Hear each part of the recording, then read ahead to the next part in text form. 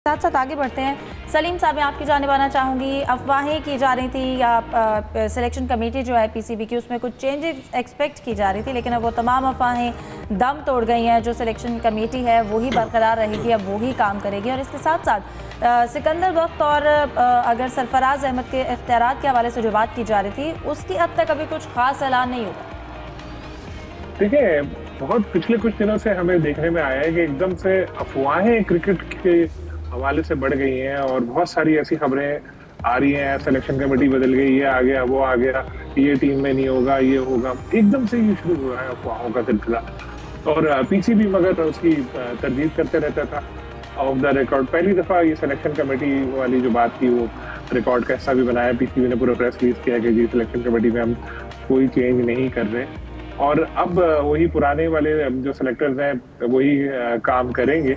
हालांकि क्रिटिसिज्म बहुत आया, टीम की परफॉर्मेंस भी बहुत खराब रही थी, सिवाय जो भी हम लोग जीते हैं। लेकिन शायद पीसीबी की यही कोशिश है कि जो कंटिन्यूटी है वो बरकरार है, इसलिए उन्होंने चेंज नहीं किया। आकिब जावेद के ऊपर बहुत ज्यादा तनकीद हुई थी। अब तो वो अकेडमी में चले गए, हाई परफॉर्मेंस सेंटर में, लेकिन एज अ सिलेक्टर वो है। इसी तरह अलीम डार के ऊपर लोग कहते हैं कि यार ये कैसा सिलेक्टर है, तो अंपायर था, इसको कैसे बना दिया। इसी तरह असद शफीक के बारे में कहा जाता है कि वो बिल्कुल यस मैन है, जैसे पहले मोहम्मद यूसुफ हमारे हुआ करते थे, असद शफीक भी बिल्कुल यस मैन है। लेकिन वो सारे बरकरार हैं सिलेक्शन कमेटी में, सिर्फ वो जो डाटा एनालिस्ट है उनको चेंज किया है पीसीबी ने।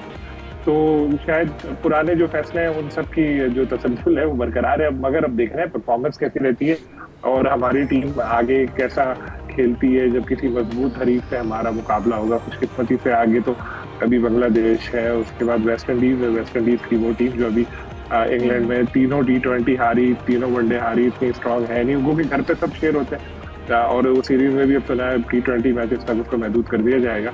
लेकिन जब ऐसे ऑस्ट्रेलिया, साउथ अफ्रीका या इंग्लैंड या इस तरह की टीमों इन टीम्स की बात आती है, फिर परफॉर्मेंस का और एक्चुअली आपका इम्तिहान होता है प्लेयर्स की परफॉर्मेंस का भी। जाहिद साहब, आपको क्या लगता है जो सिलेक्शन कमेटी को कंटिन्यू किया गया है, इसकी क्या रीजंस हो सकती हैं, चेंजेस क्यों नहीं की गई? तो देखिए, काफ़ी देर से पीसीबी इस सिलसिले में खामोश था। जब अफवाहें फैलती हैं तो पीसीबी वजाहत करने में काफ़ी ताख़ीर करता है। मुकम्मल तौर पर खामोश थे और ये अफवाहों ने उस वक्त ज़्यादा जन्म लिया था जब 22 खिलाड़ियों का ऐलान किया गया था, क्योंकि हमारे सोर्सेज बताते थे कि वहाँ पे आकिब जावेद, माइक हैसन और सलमान आगा ने मिलकर ये 22 खिलाड़ियों का इंतखाब किया है। बाकी सिलेक्टर्स को उन्होंने जो है उन तक अप्रोच नहीं की या उनको एतमाद में नहीं लिया गया। इससे अफवाहें बुनियादी तौर पर ज़्यादा फैली थी, ज़्यादा खबरें सामने आईं। लेकिन अब क्योंकि इंतज़ार तकरीबन अब टीम का भी अनाउंस करना था, अब हो सकता है पीसीबी ने फैसला किया हो कि इनको ही बरकरार रखना है, क्योंकि आपको याद होगा अज़हर अली भी नेशनल क्रिकेट अकेडमी में जॉब करते हैं।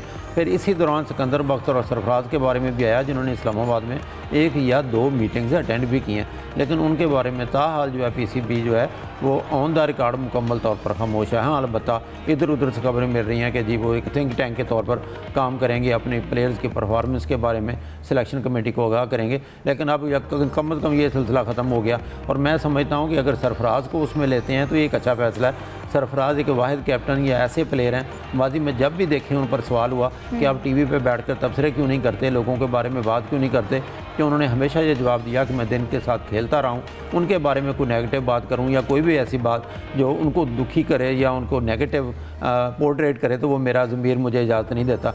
जहाँ तक सिकंदर बख्त साहब का तल्लक है तो एक टीवी चैनल पर बैठकर वो तमाम प्लेयर्स के बखिया धेड़ चुके हैं, बाबर आजम के, रिजवान के और बाकी प्लेयर्स के भी।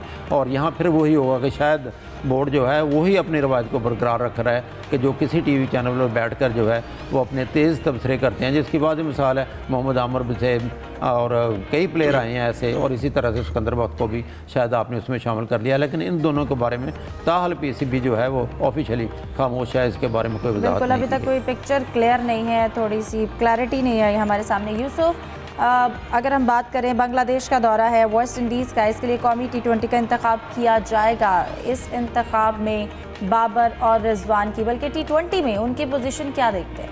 देखिए फिजा, एक तो अच्छी बात है कि सिलेक्शन कमेटी को बरकरार रखा गया, इसमें कोई ज़्यादा तब्दीलियां नहीं की गई। एक बंदे को सिर्फ चेंज किया गया, वो भी अच्छा किया, उन्होंने उसको चेंज किया। और जिसको लिया तलाक उसको वोटिंग राइट उसमें नहीं होगा। और एक और अच्छी चीज़ जो देखने को मिली है माजी की गलतियों से सबक सीखते हुए ये कि कप्तान और कोच के साथ जो मुशावरत उसको ज़रूरी करार दिया गया। जब आपको याद होगा जब हेड कोच की बुरी जिम्मेदारियां निभा रहे थे आकिब जवेद, उस वक्त कप्तान और कोच की राय को बिल्कुल अहमियत नहीं दी गई थी, जिससे मसाइल भी पैदा हुए।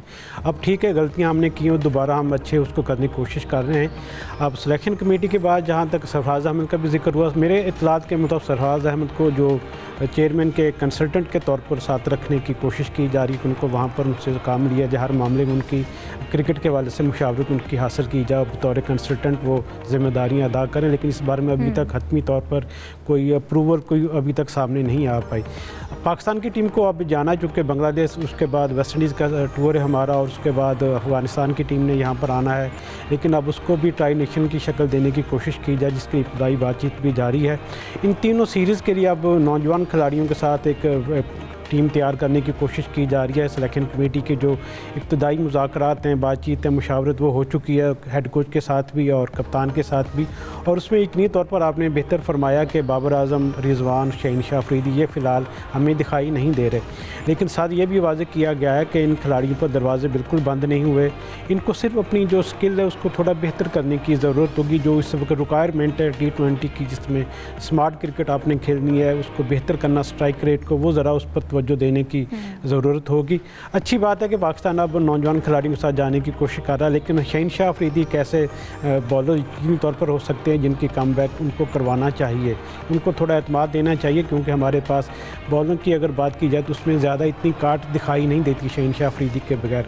अभी तो हमने अपने डोमेस्टिक में अपनी सीरीज़ खेली हैं, तो उसमें यकीनी तौर पर हमें देखा कि नौजवान खिलाड़ी जो फास्ट बॉलर थे वो अच्छा करते दिखाई, लेकिन जब हम बाहर जाकर खेलेंगे यकीनी तौर पर उससे जो मसाइल सामने आएंगे वो हमें थोड़ा बेहतर करने की ज़रूरत होती है। यानी इन प्लेयर्स की पोजीशन कह लें या जगह कह लें, इस वक्त ये है कि पिक्चर यहाँ पर भी क्लियर नहीं है, मुकम्मल दरवाजे बंद नहीं हुए, लेकिन अपनी परफॉर्मेंस पे, अपनी चीज़ों पर काम करने की ज़रूरत है ताकि बेहतर परफॉर्म किया जा सके। यहाँ पर लेंगे एक छोटी सी ब्रेक, हमारे साथ रहिए।